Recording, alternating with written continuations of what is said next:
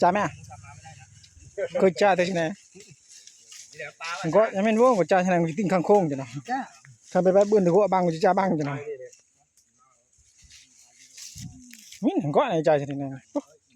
มาจ่าไม่เตี้ยใช้จักรมาทำเวลาเรียกตั้งงาน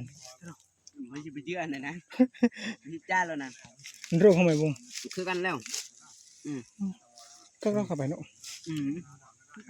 จะรออาจารย์ด้วยเชื่อลุงน้องไปนู่นกี่โครชิกีเตี้ยไอ้ตัวเล็กไงน้องรอเลยน้องเข้าไปแล้วเอามาอะไรครับโอ้ยเห็นไหมโอ้ยบันดูบันดูนะดังบันจานแล้วนะบันอิชกอิชาไทยเหรอ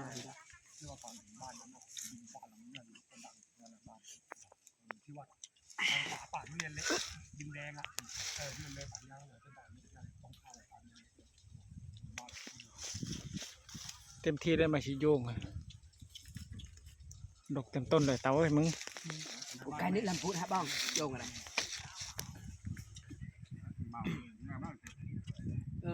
แต่งฟ้าเราเห็นเช่นเลยลำพูด